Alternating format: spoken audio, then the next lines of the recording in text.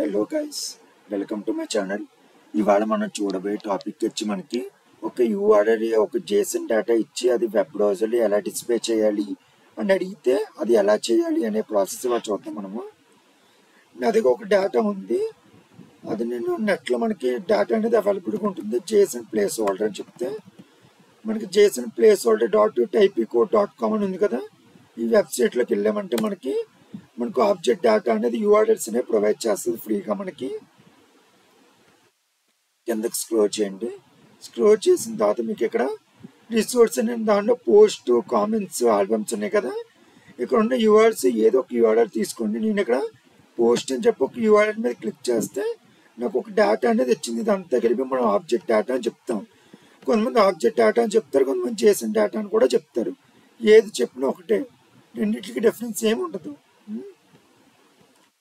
ఇప్పుడు ఈ డేటా మొత్తం అంతా కూడా మనం వెబ్సైట్లోకి ఎలా తీసుకురావాలి అనే ప్రాసెస్ ఎలా చేయాలి అనేది చూద్దాం జావాస్క్రిప్ట్లో. దానికోసం మనం ఏం చేస్తామంటే ఒక యూఆర్ఎల్ ఇచ్చారంటే మీకు ఇలాంటిది ఒక యూఆర్ఎల్, ఆ యూఆర్ఎల్ మనం కాపీ చేసుకోవాలి. ఆ యూఆర్ఎల్ అంతా కాపీ చేసుకుని ఆ ఒక్క యూఆర్ఎల్ కాపీ చేసుకుంటే చాలా ఆటోమేటిక్గా మనకి వెబ్సైట్లోకి డిస్ప్లే చేస్తుంది. HTML కోడ్ అనేది బ్రౌజర్లో ఓపెన్ చేస్తున్నాను.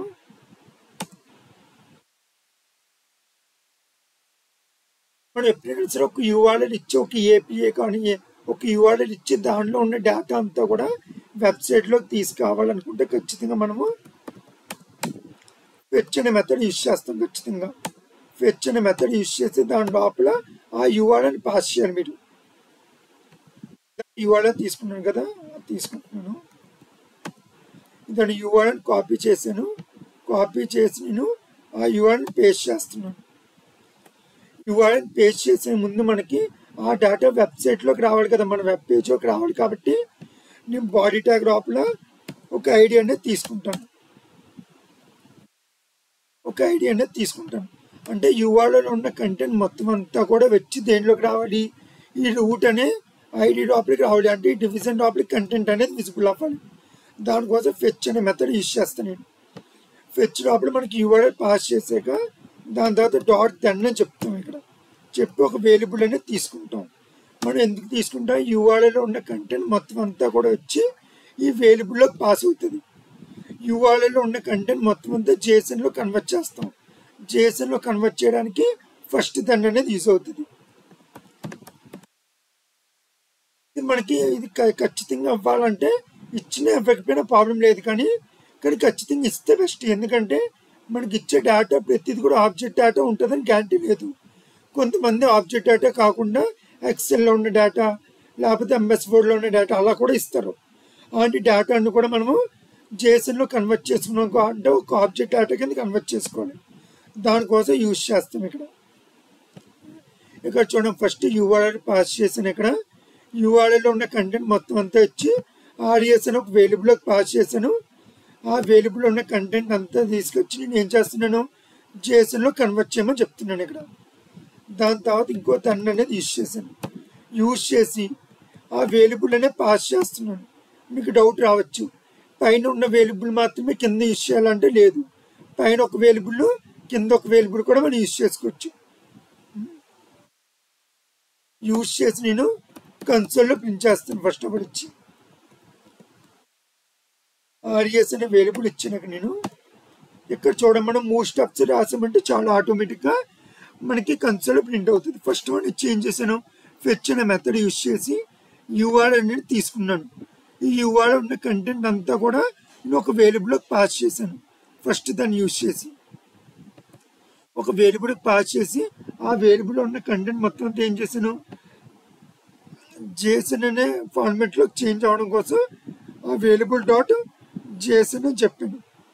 దాని తర్వాత ఏం చేసి ఇంకో then యూజ్ చేసి ఆ రెస్పాన్స్ అనే వేరియబుల్లో ఉన్న కంటెంట్ మొత్తం అంతా ఏం చేస్తున్నాను, కన్సోల్లో ప్రింట్ చేయమని చెప్తున్నాను. ఇక్కడ ఇప్పుడు మన కన్సోల్లో యూఆర్ఎల్లో ఉన్న కంటెంట్ మొత్తం అంతా ఈ కన్సోల్లో మనకి ప్రింట్ అయింది అంటే అప్పుడు మనం చేసిన ప్రాసెస్ కరెక్ట్గా వచ్చిందని అర్థం. లేకపోతే ఈ 3 స్టెప్లోనే ఏదో స్టెప్లో రాంగ్ చేశానని అర్థం. మీరు నేను రిఫ్రెష్ చేస్తున్నాను. చేసి రైట్ క్లిక్ ఇచ్చి ఇన్స్పెక్ట్లోకి వెళ్ళి నేను కన్సోల్ ఓపెన్ చేస్తున్నా. ఇక్కడ చూడండి అరే అని ఉందా ఇక్కడ మీకు. అరే నుంచి అరే లోపల డేటా వచ్చింది చూసారు కదా మీకు. లెంత్ 100 అంటే అరే మొత్తం అంతా వచ్చేసింది. అంటే యూఆర్ఎల్ ఉన్న కంటెంట్ అంతా మనకి విజిబుల్ అయింది ఇక్కడ. ఇలా విజిబుల్ అయిందంటే మనం చేసిన ప్రాసెస్ అంతా కరెక్ట్గా ఉందని అర్థం. కానీ మనకి ఎక్కడ రావాలి, ఈ వెబ్ బ్రౌజర్ ఈ వైట్ పేజ్ రావాలి మనకి. కానీ మనకి కన్సోల్ వచ్చింది కదా, వైట్ పేజ్ రావడం కోసమే మనం ఒక ఐడి అనేది ఇస్తాం ఇక్కడ. ఇప్పుడు రెస్పాన్స్ అని చెప్పకుండా మనం ఏం చేస్తామంటే, ఇప్పుడు మనకి యూఆర్ఎల్ ఉన్న కంటెంట్ మొత్తం అంతా వచ్చి ఆర్ఎస్ అనే వేరియబుల్ స్టోర్ అయింది. ఇప్పుడు నేను ఇక్కడ కర్లీ బ్రాకెట్స్ ఓపెన్ చేసి ఈ యూఆర్ఎల్ రెస్పాన్స్లో ఉన్న డేటా మొత్తం అంతా ఎక్కడ రావాలి, డివిజన్ అంటే రూట్ అనే ఐడి లోపలికి రావాలి. కాబట్టి ఇక్కడ నేను రూట్ అని చెప్తున్నాను. Root dot inner HTML equals to dot URL ఉన్న కంటెంట్ అంతా ఏ వేరియబుల్ ఉంది, ఆర్ఎస్ అనే వేరియబుల్ ఉంది కదా, అందుకే ఆర్ఎస్ డాట్. ఎప్పుడైనా సరే ఒక యూఆర్ఎల్ ఉన్న కంటెంట్ వెబ్ బ్రౌజర్లో ప్రింట్ అవ్వాలి అంటే ఖచ్చితంగా మ్యాప్ అనే ఫంక్షన్ యూజ్ చేయాలి. మ్యాప్ అనే మెథడ్ యూజ్ చేస్తేనే మనకి యూఆర్ఎల్ ఉన్న కంటెంట్ అంతా కూడా వెబ్ బ్రౌజర్లో ప్రింట్ అవుతుంది. దాని లోపల ఇవన్నీ వేరియబుల్ పాస్ చేసి యారో ఫంక్షన్ ఇచ్చి కర్లీ బ్రాకెట్స్ లోపల రిటర్న్ స్టేట్మెంట్ అనేది ఇచ్చిన ఇక్కడ ఇచ్చి కొటేషన్స్ అనేవి యూజ్ చేసుకున్నాడు. స్పెషల్ కోడ్స్ అని చెప్తాం. ఇది మీకు మీకు 1కి లెఫ్ట్ సైడ్లోని ట్యాబ్కి టాప్లోనే ఉంటుంది ఆ కొటేషన్ అనేది. దీని లోపల డివిజన్ యూజ్ చేసి నేను ఈ కొటేషన్స్ యూజ్ చేస్తున్నప్పుడు ఖచ్చితంగా మీ కంటెంట్ అంతా మీరే టైప్ చేయాలి. దీన్ని మీకు కంటెంట్ అనేది విజిబుల్ చేయదు. ఇప్పుడు యూఆర్ఎల్ ఉన్న కంటెంట్లో ఉన్న ఇప్పుడు ఇవన్నీ మెథడ్ ఇవన్నీ అవైలబుల్ ఉంది కదా, ఇది ఎందుకు యూజ్ చేస్తామంటే రెస్పాన్స్లో ఉన్న కంటెంట్ అంతా కూడా ఏ ఆబ్జెక్ట్కి ఆబ్జెక్ట్ సపరేట్ అవుతూ మనకి ఇవన్నీ వేరియబుల్ పాస్ చేస్తుంది. దానికోసం ఇవన్నీ వేరియబుల్ తీసుకున్నాం. ఇప్పుడు మనకి వెబ్ బ్రౌజర్లో ప్రింట్ అవడం కోసం డాట్ అని చెప్పి స్పెషల్ కోడ్స్ కర్లీ బ్రాకెట్స్ లోపల ఈ డాట్ యూజర్ ఐడి అని చెప్తాం. యూజర్ ఐడి అనేది ఏంటంటే యూఆర్ఎల్లో ఉన్న హెడ్డింగ్స్. అది హెడ్డింగ్స్ చూద్దాం సార్. చూసారు కదా ఇక్కడ కాలంకి లెఫ్ట్ సైడ్ ఉన్నది నేమ్ని మనం హెడ్డింగ్స్ అని చెప్తాం. ఇక్కడ ఈ కీస్ అని కూడా చెప్తాం. మనము ఈ కీ నేమ్స్ అన్ని ఇచ్చుకోవాలి. మనం యూజర్ ఐడి, ఐడీలు, టైటిల్, బాడీ ఈ 4 ఇచ్చామంటే ఆటోమేటిక్గా మనకి ప్రింట్ చేస్తుంది.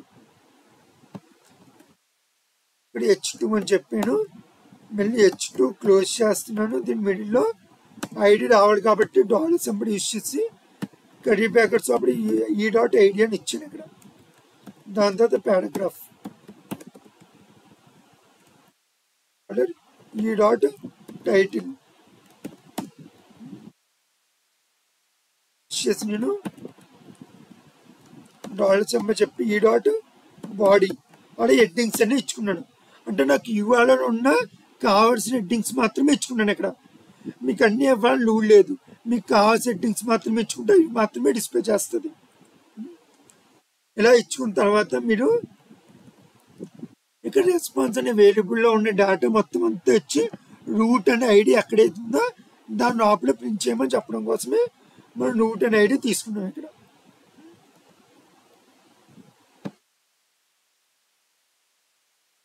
చూడండి డేటా మొత్తం అంతా వచ్చింది కదా.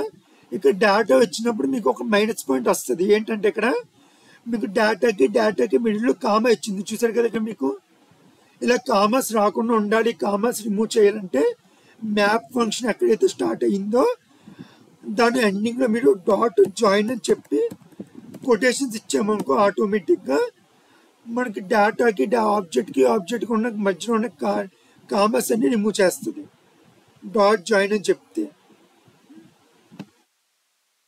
ఇక్కడ చూడండి ఇక్కడ డేటాకి మధ్యలో కామ అనేది లేదు చూసారు కదా. ఇలా కామ అనేది రిమూవ్ చేసుకుంటాం. దాంతోపాటు నాకు డేటా అంతా వచ్చేసింది. ఇక్కడ చూడండి మొత్తం స్క్రోల్ చేస్తే 100 ఉంటాయి మనకి చూసారు కదా. 100 ఐడి 100 యూజర్ ఐడి 10 మొత్తం అంతా వచ్చింది కదా. ఇక్కడ నాకు ఇది స్టైల్స్ అప్లై చేద్దాం దీనికి. అంటే నాకు ఎలా రావాలంటే ప్రతి కాలంకి వచ్చి 3 డేటా మాత్రమే ఉండాలి. అంటే కాలంకి 3 బాక్సెస్ మాత్రమే రావాలి. అంటే ప్రతి కంటెంట్కి బాక్స్ రావాలి ఇక్కడ.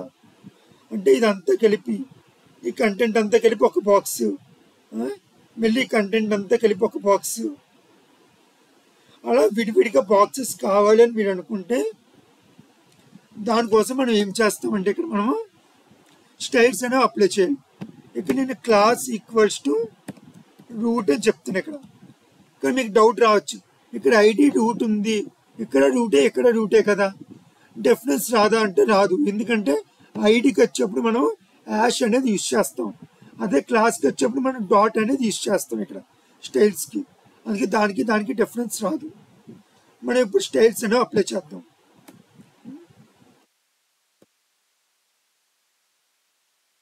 నేను ఇంటర్నల్ స్టైల్స్లోనే అప్లై చేస్తున్నాను. ఇక్కడికి వచ్చి నేను ఫస్ట్ నా ప్రతి కంటెంట్కి నాకు బాక్సెస్ రావాలి కాబట్టి కంటెంట్ మొత్తం అంతా ఏ డివిజన్లో ఉంది, రూట్ అనే ఐడిలో ఉంది. అందుకని నేను ఇక్కడ ఏం చేస్తాను అంటే ఆ రూట్ అనేది క్లాసే కదా, క్లాస్ కాబట్టి డాట్ చెప్పి రూట్ అని చెప్తున్నాను. ఇక్కడ చెప్పి దాని లోపల నేను విడ్త్ నాకు ఎంత కావాలో అంత ఇచ్చుకున్నాను. 500 పిక్సెల్, నేను 300 పిక్సెల్, అలాగే హైట్ వచ్చి 300 పిక్సెల్, బార్డర్ వచ్చి నేను బార్డర్ అప్లై చేస్తున్నాను బ్యాక్గ్రౌండ్ కలర్ కాకుండా. బార్డర్కి వచ్చి 2 పిక్సెల్ సాలిడ్ ఒక కలర్ అనేది ఇచ్చాను ఇక్కడ. అంటే నేను ఎప్పుడైతే రూట్ అని ఇచ్చి కంటెంట్ అంతా ఏ డివిజన్లో ఉందో ఆ డివిజన్కి నేను విత్ ఐడి ఇచ్చానుకో, అప్పుడు ఈ కంటెంట్ ప్రతి కంటెంట్కి స్టైల్స్ అప్లై అవుతాయి. అంటే ప్రతి కంటెంట్కి బాక్సెస్ అనేవి క్రియేట్ చేస్తుంది ఈ 3 స్టైల్స్ ఇచ్చామంటే. చూసే కదా, ప్రతి కంటెంట్కి మనం బాక్సెస్ వచ్చాయి, కానీ మనకి ఏమొచ్చింది అన్నీ ఒకే కాలంకి వచ్చేసాయి. మనకి అలా రాకూడదు కదా. ఇప్పుడు మనకి ఎలా రావాలి, కాలంకి వచ్చి 3 బాక్సెస్ కావాలి, రోకి వచ్చి ఒక రోలో 3 బాక్సెస్ ఉండాలి.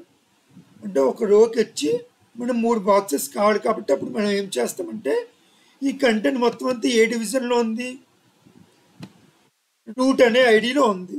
దానిలో రూట్ అనే ఐడి ఉంది కదా, దానికి మనకి ఐడి అనేది ఇస్తాం. అంటే ఐడి ఇచ్చాం కాబట్టి యాష్ అని చెప్పి దానికి రూట్ అనే ఐడి వాల్యూ ఉంది కాబట్టి రూట్ అని చెప్పి ఇక్కడ డిస్ప్లే గ్రిడ్ అని యూజ్ చేస్తాం.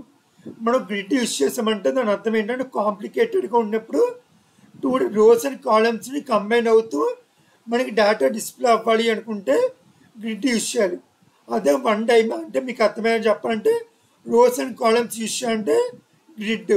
అదే ఓన్లీ 1 డైమెన్షనల్ అంటే రోస్లో మాత్రమే ఉండాలి, ఒక్క రోలోనే డేటా అంతా రావాలి అనుకుంటే ఫ్లెక్స్ యూజ్ చేయాలి. డిస్ప్లే గ్రిడ్ అన్నామంతే. దాని తర్వాత గ్రిడ్ టెంప్లెట్ కాలమ్స్ అని చెప్పి ఆటో ఇవ్వాలి. ఇక్కడ మనకి ఎన్ని ఆటోలు అయితే ఇస్తామో అన్ని కాలమ్స్ అనేవి క్రియేట్ చేస్తుంది. చూడండి, చూసారు కదా, మనకి డిఫరెంట్గా వచ్చింది. అంటే కాలంకి వచ్చి 3 బాక్సెస్ వచ్చాయి. దాని తర్వాత దాని లోపల ఉన్న కంటెంట్ అంతా కూడా కొంచెం గ్యాప్ కావాలి కదా, అంటే బాక్స్కి మిడిల్లో గ్యాప్ రావాలి కదా. అలా గ్యాప్ రావడం కోసం నేను ఏం చేస్తానంటే గ్యాప్ అని చెప్పి 10 పిక్సెల్స్ అనేవి ఇస్తాను నేను ఇక్కడ. ఎప్పుడైతే గ్యాప్ 10 పిక్సెల్స్ ఇస్తానో ఆటోమేటిక్గా బాక్స్కి మిడిల్లో గ్యాప్ వచ్చింది. చూసారు కదా. కానీ నాకు ప్రతి బాక్స్లోని కంటెంట్ అనేది సెంటర్లో ఉండాలి అని మీరు అనుకుంటే అప్పుడు మీరు ఏం చేయాలంటే ఇక్కడ మీరు కంటెంట్ అంతా కూడా ఏ డివిజన్లో ఉంది, రూట్ అనే ఐడిలో ఉంది. రూట్ అనే దానిలో రూట్లో మనం ఏం చెప్తామంటే టెక్స్ట్ అలైన్ సెంటర్ అని చెప్పామంటే ఆ రూట్ అనే క్లాస్ లోపల ఉన్న కంటెంట్ అంతా కూడా మనకి సెంటర్లోకి వచ్చేస్తుంది. చూసా కదా, మొత్తం అంతా సెంటర్లోకి వచ్చింది. ఇక్కడ మనకు ఒక ప్రాబ్లం వచ్చింది. ఇక్కడ ఏంటంటే ఇప్పుడు మనం బ్యాక్గ్రౌండ్ కలర్ యూజ్ చేసాం అనుకో, ఫర్ ఎగ్జాంపుల్ బాక్సెస్ అన్ని క్రియేట్ చేస్తాం, దీనికి బ్యాక్గ్రౌండ్ కలర్ యూజ్ చేసాం. ఇక్కడ అంటే కంటెంట్ అంతా ఏ డివిజన్లో ఉంది, ఇక్కడ కంటెంట్ అంతా ఏ డివిజన్లో ఉంది, రూట్ అనే ఐడిలో ఉంది. రూట్ అనే ఐడిలో ఉంది కాబట్టి దాన్ని ఆపి నేను బ్యాక్గ్రౌండ్ కలర్ ఆరెంజ్ అని ఇచ్చాను. ఇక్కడ ఆరెంజ్ అవ్వడం వల్ల మన ప్రతి బాక్స్కి బ్యాక్గ్రౌండ్ కలర్ ఆరెంజ్ అయింది. చూసారు కదా ఇక్కడ. కానీ మనకి ఇక్కడ ప్రాబ్లం ఎక్కడ వచ్చిందంటే మనకి చూడండి, లెఫ్ట్ సైడ్లో తక్కువ ఉంది, రైట్ సైడ్లో ఎక్కువగా ఉంది గ్యాప్. అలా కాదు, నాకు లెఫ్ట్ సైడ్లోని రైట్ సైడ్లోని సమానంగా ఉండాలి అనుకుంటే అప్పుడు మీరు ఏం చేయాలంటే అలైన్ ఐటమ్స్ సెంటర్ అని చెప్పాలి. దాని తర్వాత జస్టిఫై కంటెంట్. దీనిలో మనకి 3 వాల్యూస్ ఉంటాయి. ఫస్ట్ వచ్చి space around, space between, space evenly. ఈ మూడిట్లో ఏది కావాలంటే అది యూజ్ చేసుకోవచ్చు. ఆటోమేటిక్గా మన బాక్సెస్ అన్ని అడ్జస్ట్ అయ్యి మీకు చూపిస్తుంది. చూసా కదా, లెఫ్ట్ సైడ్లోని రైట్ సైడ్లో సమానంగా ఉంది. కానీ బాగానే ఉంది, ప్రతి బాక్స్కి వచ్చేసింది. కానీ నాకు అలా వద్దు. నాకు ఎలా కావాలంటే నాకు ఈ సెకండ్ బాక్స్ ఉంది కదా, సెకండ్ బాక్స్ మాత్రమే బ్లూ కావాలి. అలా అనుకుంటే అప్పుడు మీరు ఏం చేయాలంటే ఇక్కడ మీరు డాట్ రూట్ అని చెప్పి కాలం ఎంత చైల్డ్ అని చెప్పాలి. ఎంత చైల్డ్ అని చెప్పి బ్రాకెట్లో 2 అని ఇవ్వాలి. ఇచ్చి కర్రీ బ్రాకెట్స్ లోపల బ్యాక్గ్రౌండ్ కలర్ నేవీ అని ఇచ్చాను. ఫర్ ఎగ్జాంపుల్ ఏదో కలర్ తీసుకున్నాను, ఇచ్చానంటే చూడండి. చూసారు కదా, 2 అంటే సెకండ్ బాక్స్, 2 అంటే సెకండ్ బాక్స్ అంటే మన దగ్గర ఉన్న బాక్సెస్ సెకండ్ బాక్స్ మాత్రం అప్లై అవ్వమని చెప్పాను. చూసారు కదా, అప్లై అయింది మీకు. అప్పుడు దీనికి ఏదైనా కలర్ ఇచ్చుకోవాలంటే కలర్ అన్నామంటే టెక్స్ట్కి అప్లై అవుతుంది. వైట్ అని చెప్పాను ఇక్కడ. వైట్ చెప్పడంతో మనకి ఆ బాక్స్కి మాత్రమే మీకు వైట్ అప్లై అవుతుంది. చూసారు కదా. కానీ కంటెంట్ బాగానే ఉంది, కానీ లెఫ్ట్ సైడ్లోని రైట్ సైడ్లోని సమానంగా లేదు. కొంచెం ఎక్కువగానే కొంచెం తక్కువగానే ఉంది కదా. అలా కాదు, నాకు లెఫ్ట్ సైడ్లో రైట్ సైడ్ సమానంగా ఉండాలి అనుకుంటే అప్పుడు మీరు ఏం చేయాలంటే టెక్స్ట్ అలైన్ జస్టిఫై అని చెప్పామంటే ఆటోమేటిక్గా మీకు లెఫ్ట్ సైడ్లోని రైట్ సైడ్లోని సమానంగా వస్తుంది. చూసా కదా, లెఫ్ట్ సైడ్లో రైట్ సైడ్ సమానంగా ఇచ్చింది ఇక్కడ. కానీ మనకి ఇక్కడ ఇంకో ప్రాబ్లం కూడా ఉంది. అదేంటంటే బాక్స్కి లైన్కి కంటెంట్కి అటాచ్ అయిపోయి ఉంది. బాక్స్ లోపల స్పేస్ ఎక్కువ కావాలి అనుకుంటే అప్పుడు మీరు ఏం యూజ్ చేయాలంటే ప్యాడింగ్ చెప్పాలి. ప్యాడింగ్ ఎంతో ఎన్నో కొన్ని పిక్సెల్స్ ఇచ్చామంటే బాక్స్ లోపలికి అప్లై అవుతుంది స్పేస్ అనేది. చూసాగా, బాక్స్ లోపల స్పేస్ ఎక్కువ అప్లై అయింది మీకు. ఇది ఒక యూఆర్ఎల్లో ఉన్న కంటెంట్ విజిబుల్ చేయాలి, ఒక వెబ్ బ్రౌజర్లో డిస్ప్లే చేయాలంటే మనకున్న ప్రాసెస్ ఇది. ఈ ప్రాసెస్ చేసామంటే ఆటోమేటిక్గా ఎలాంటి యూఆర్ఎల్లో ఉన్న కంటెంట్ అయినా సరే మనకి వెబ్ బ్రౌజర్లో డిస్ప్లే చేస్తుంది. Thank you. నా క్లాస్ నచ్చితే లైక్ చేసి సబ్స్క్రైబ్ చేసుకోండి.